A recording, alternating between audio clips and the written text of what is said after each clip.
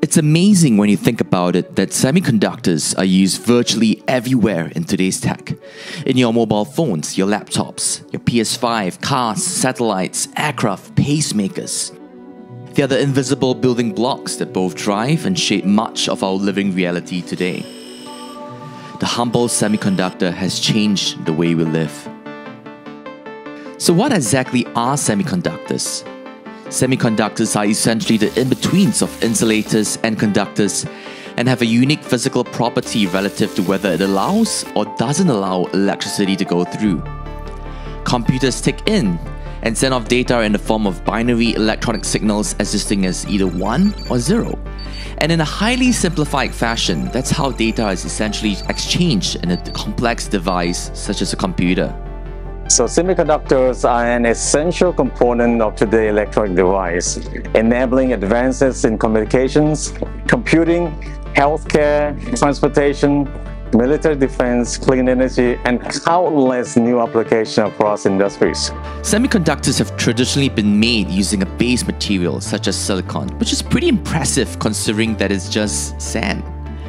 Impurities are added to the element in a process called doping. And what kind and how much of that impurities is added gives the semiconductors its properties of conductance.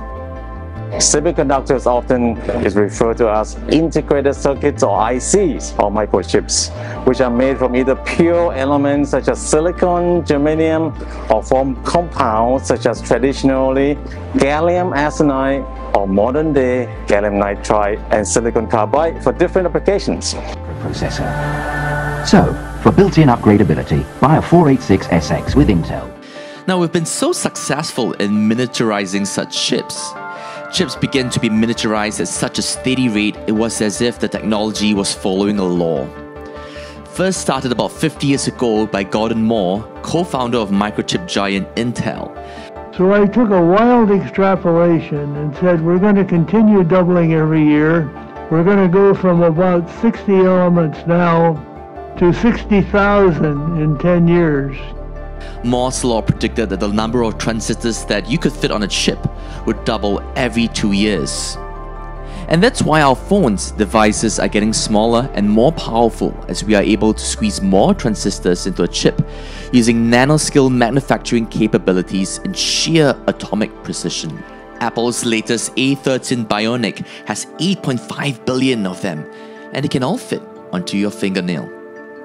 Only now, when attempts to shrink transistors any smaller are bumping up against the laws of physics or quantum. Ever got your phone or laptop overheating? That's one of the main drawbacks of trying to fit just too much power into something so compact. So if we wish to build something more powerful, more compact phones, more powerful laptops, we'll need to find a material that can handle high voltage, high current, and high temperature all in a tiny footprint.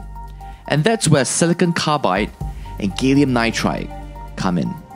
Silicon carbide and gallium nitride belong to the recently debuted wide bandgap technology, focusing by leading semiconductor industry for beyond 5G communication, electric vehicles, renewable energy, and Industry 4.0. Amid increasingly serious environmental protection issues caused by global warming and carbon emissions, various industries are developing in the direction of energy saving and carbon reduction. This requires replacing petrochemical energies with green ones and adopting power-saving practices forward, as well as pursuing higher energy efficiency and lower energy consumption in daily life. As a result, current semiconductor materials is too close to its physical limits to raise power, to reduce heat loss and to increase speed, and the need to give away to those with much better electron transmission efficiency and lower energy consumption. This makes silicon carbide and gallium nitride wide bandgap semiconductors featuring higher energy efficiency and lower energy consumption the second to none choice as next generation solutions. This is definitively everything which is linked to compound semiconductor or wide bandgap, because you don't go for fun in compound semiconductor versus a pure silicon one, because this is more difficult to process, this is more difficult to get the right yield, But when you need the performance, this is definitely where you have to go. And we see that either in high frequency RF products, we see that in integrated photonics, and we see that in power conversion efficiencies. The market for wide bandgaps semiconductors is going to sort of shoot to the roof over the course of the next 5 to 10 years. For like silicon carbide, for instance, we expect that $1 billion market today to grow at a CAGR of about 37% to about $3.3 billion just within the next 3 years. A lot of this is being driven by climate change, which drives the adoption for green technologies, mostly EVs and renewables, which both require sort of energy storage, right? And the common thread tied to both is basically improving battery efficiencies. Silicon carbide is a compound of silicon and carbon, and all the limitations of using traditional silicon materials, such as heat loss, low energy conversion efficiency, is overcome with silicon carbide. Now, silicon carbide has a wider band gap than silicon, which basically measures how easy it is for energy to pass through the material. Effectively, this special property makes silicon carbide more suitable for operating at higher temperatures, voltages, and frequencies. Since it's better at all levels, why hasn't it been adopted widely? Cost. Silicon carbide is more expensive than silicon, and previously its benefits didn't quite make sense without suitable use case of its value. So we needed a relatively expensive new tech that required the benefits that silicon carbide will bring. And in came a rush in demand for electric vehicles, which changed everything. The best-selling electric vehicle of all time. In 2017, Tesla used silicon carbide inverters, which converts DC to AC and powers a car. And since then, we've seen a sharp increase in interest in silicon carbide from virtually every automaker. Electric vehicles was the killer application for silicon carbide that would ultimately provide a use case. It provides up to 60% of the silicon carbide market today and might be the tech that would bring silicon carbide into wider applications. With silicon carbide, electric cars gain up to 15% in greater range because they convert energy more efficiently.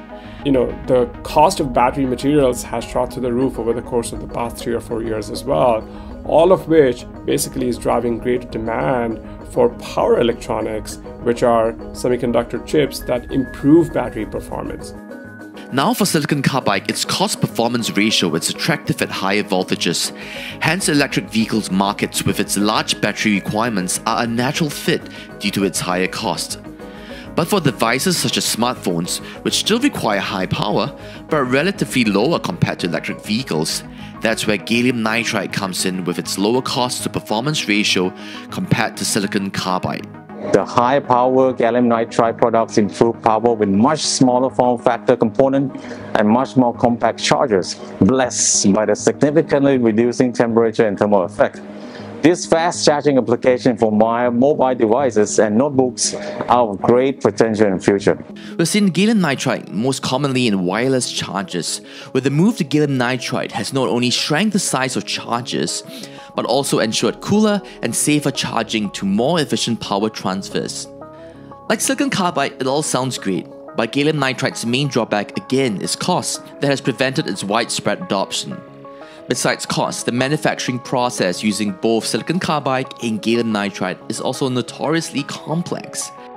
This is a game that is likely to be dominated by public incumbents like STMicro, Texas Instruments. For startups, it is going to be a challenge to get to billion-dollar venture scale outcomes. The massive capex that is required, because a lot of the innovation that is forthcoming is in manufacturing, better materials technologies, better packaging or integration, all of which require tremendous amounts of capex. We're talking billions of dollars. Secondly, go-to-market costs for wide bandgap semiconductor chips are likely to be very high as well. And the reason for this is that these chips are sold via a process called design wins, where many chips and many components, analog and digital components like microelectronics, are integrated into a large system that is then sold to the ultimate buyer. And they are typically being sold into oligopolies of either the power system designers or the auto OEMs, which ends up resulting in razor-thin margin for the startup who's selling just one or perhaps two chips as part of this larger design system that is being sold. If I have to summarize the global semiconductor industry, if you have a good yield, you have good margin and you are making money. If you have a bad yield, you are losing money and you are going to death. But as we've seen often in new technologies, with the increasing convergence of tech and applications such as electric vehicles and 5G technology, it might only be a matter of time till we see silicon carbide and gallium nitride as the main base material for semiconductors, and definitely a space to watch out for.